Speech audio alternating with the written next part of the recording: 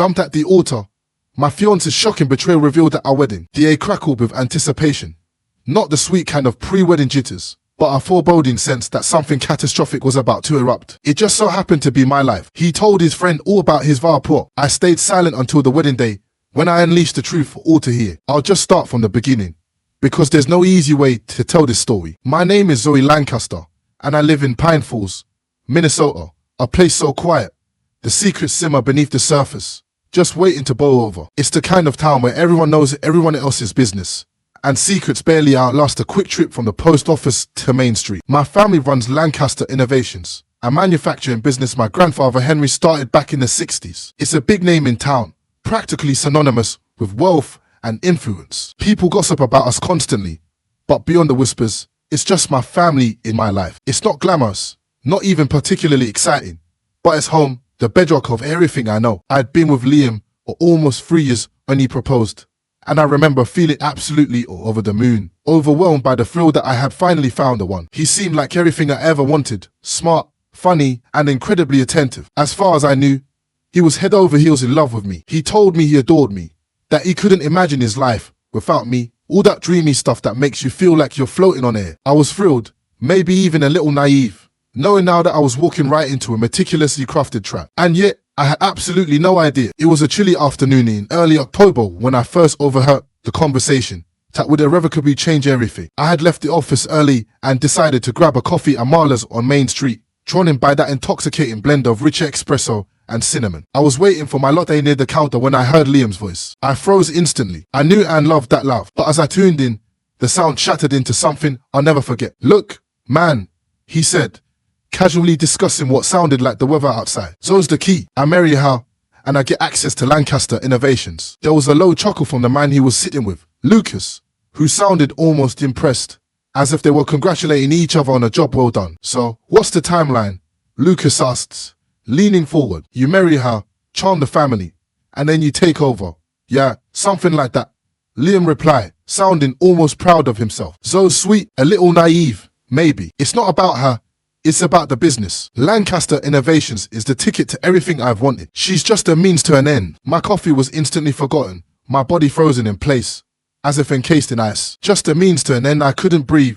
I couldn't think straight. How could he, this man, who had just sworn his undying love and devotion, how could he talk about me like I was nothing more than a tool? As much as I wanted to storm over there and confront him, to rip his carefully constructed foyer to shreds, I couldn't move. So I left Marla's, shaking with a rage so potent it threatened to consume me. The weeks leading up to the wedding became a living nightmare. Liam was utterly clueless, still blissfully spinning his web of lies and manipulation, casually inquiring about corporate structure and future growth plans, even feigning concern for my granddad's health. But I think I wanted to believe in him so badly that I've been willfully ignoring every single glaring red flag. One night, we were having dinner at his place, and he looked at me with this intensely curious expression. "So," he said, stabbing a piece of pasta on his plate, "do you think your granddad would ever let me shadow him at the office?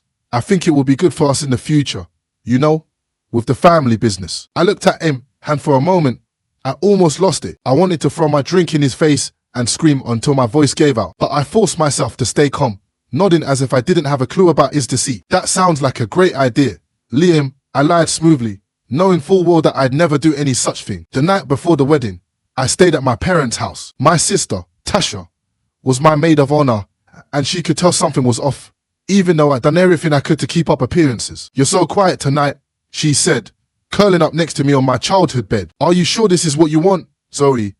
Forcing a smile, I replied, "Yeah, I'm sure, I guess." She studied me with those sharp eyes of hers, as that have always been able to see straight through me. But she nodded, thankfully not pressing. She didn't need to know everything just yet, because I hadn't even fully pieced together what I was going to do, or how I was going to do it. By the time morning came, I had my answer, and I knew it was going to be nothing short of memorable. Our wedding was set at St. Matthew's Church. The town had been buzzing about it for weeks, and the guest list was bursting with family, friends, and a whole host of business associates, people I hadn't seen in years. Liam had insisted on inviting certain key figures from the business side, saying it was important to show them we were serious about the family legacy. The irony was almost unbearable. I walked down the aisle with my father, feeling the weight of his hand on my arm, hearing the hushed, whispered excitement from the crowd, and seeing his smile warm and reassuring. The officiant began the ceremony, and we went through the motions, the vows, the promises, each word a tortuous echo of the truth I now knew. When it came time for Liam's turn,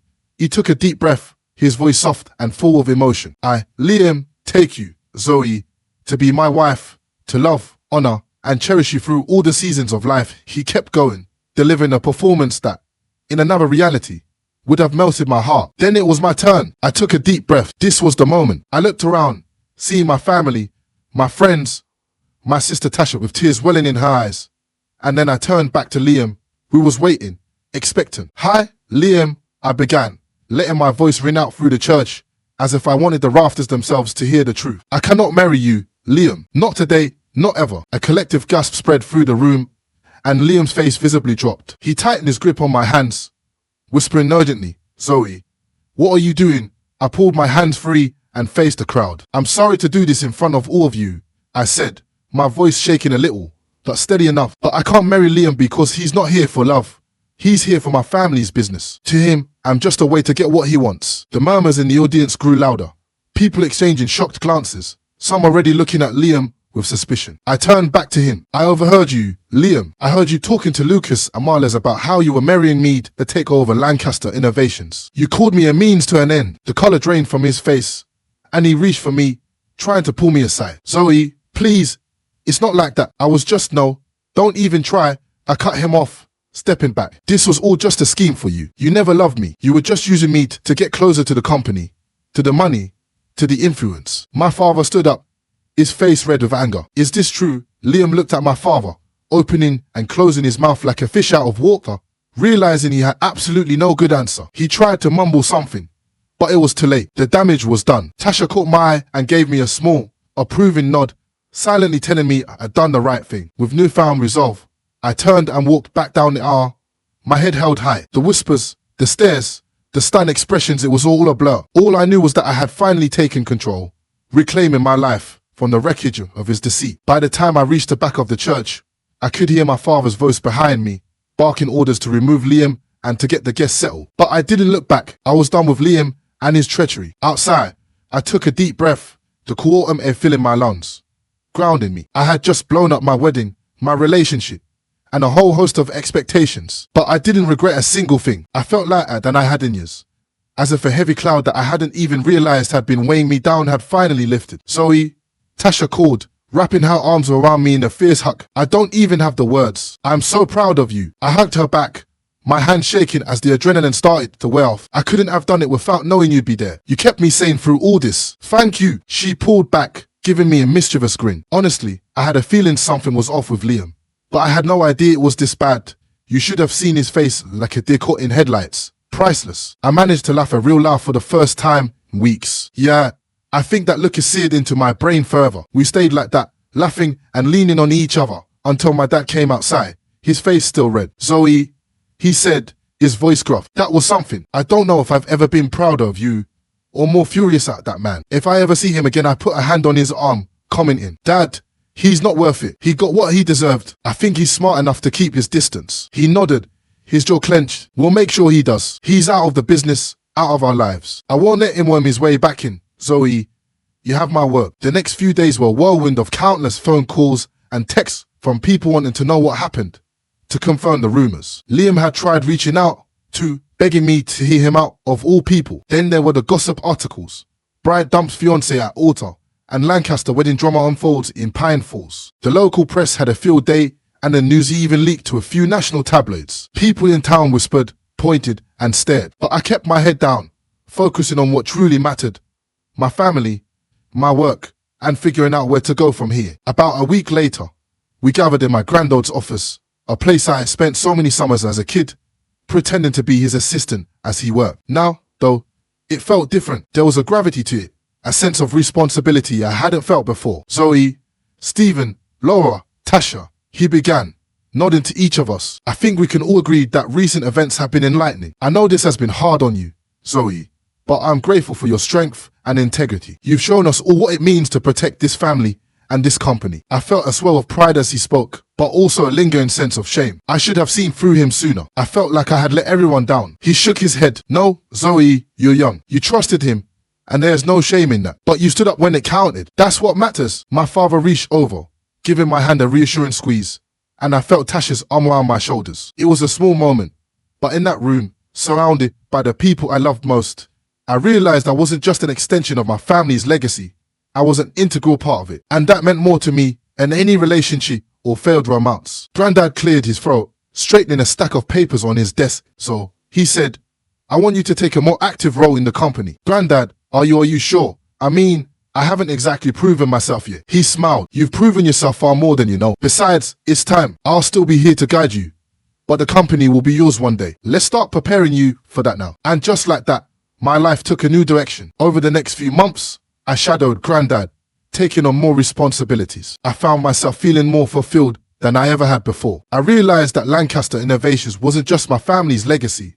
It was a part of who I was, and I was proud to help shape its future. As for Liam, he faded out of our lives as quickly as he come in. Rumor had it that he moved to a different state, trying to rebuild his career from scratch. I didn't care. He was a chapter one had closed for good. One evening, several months later, I was sitting on the porch with Tasha, watching the sun dip below the trees, casting a golden glow of everything. She looked over at me, a smile playing on her lips. You know, Zoe, I think you're finally back. I raised an eyebrow, smiling back. What do you mean? She shrugged. The Zoe before Liam, before all the drama. The Zoe who doesn't let anyone mess with her. Yeah, I said, I think I am. Tasha reached over, linking her arm with mine. I missed out, and I realized just how far I'd come. I didn't need Liam or a fairy tale romance, or even the validation of a relationship to feel whole. I had my family, my work, and a newfound strength that I knew would carry me forward. In the end, Liam's betrayal was a blessing in disguise. It was a harsh but invaluable lesson that I was stronger,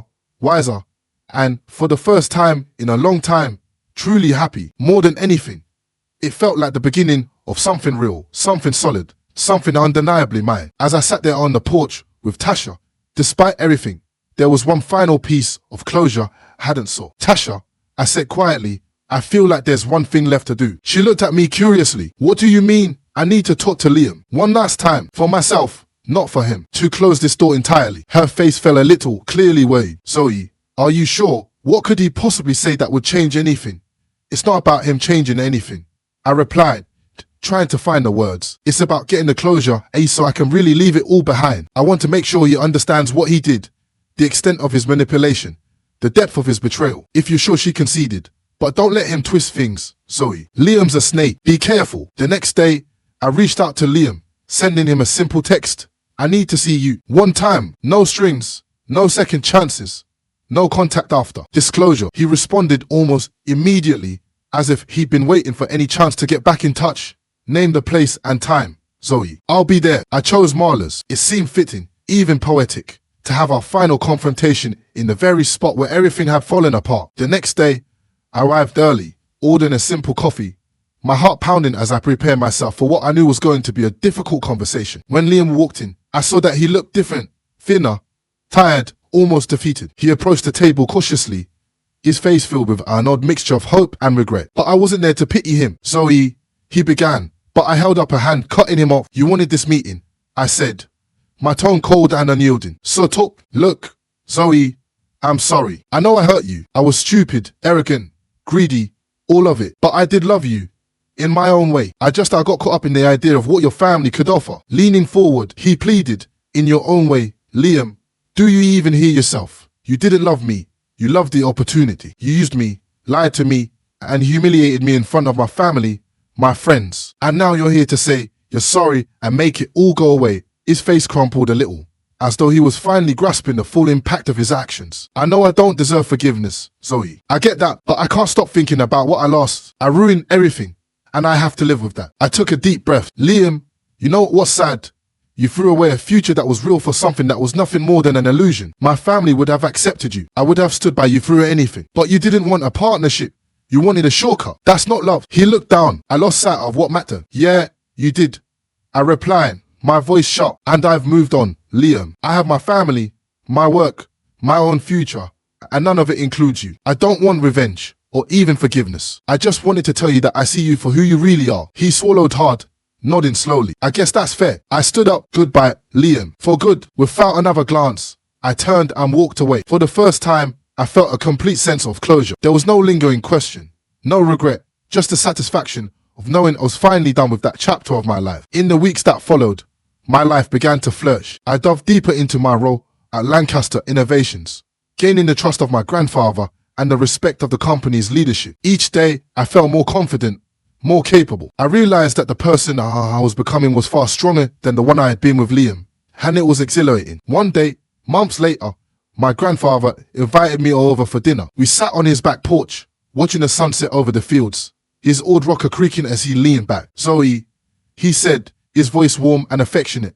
"I have something I want to tell you." I raised an eyebrow, sipping my tea. "You know, this company has always been my life's work," he continued. "I built it from nothing, and I'm proud of what it's become. But more than that, I'm proud of you. I've seen you handle this last year with a grace and strength I didn't know you had. You're a Lancaster, through and through." I felt a lump form in my throat as he spoke. "Granddad, that means so much. I've learned so much from you." He smiled. "And now I think it's time you take the reins. Not just in title, but in spirit. Lancaster Innovations is yours, Zoe. I want you to lead it, grow it, take it into the future." The weight of his words settled over me, but it wasn't heavy. It felt empowering, as if everything I had been through had led me to this very moment. "Thank you, Granddad," I whispered, my voice thick with emotion. "I won't let you down." He patted my hand, his grip steady and reassuring. "I know you won't. You're going to make this family prouder than it's ever been." I had taken the pain, betrayal, of heartbreak and transformed it into a drive, a purpose that belonged to me and me alone. I had my family's trust, a company to lead, and a future that was entirely mine to shape. And for the first time, I wasn't just a Lancaster by name, I was the Lancaster leading us into the future, with strength, resilience, and a heart that was finally whole again. So, Reddit, after hearing my story, do you think I handled the situation correctly? Did I overreact by exposing Liam's scheme at the wedding? Or was it the only way to truly break free from his manipulation? Should I have confronted him privately, or was the public exposure necessary to protect myself and my family? I'm genuinely curious to hear your perspectives and whether you would have done anything differently in my shoes. Your opinion would be incredibly helpful as I continue to navigate this new chapter of my life.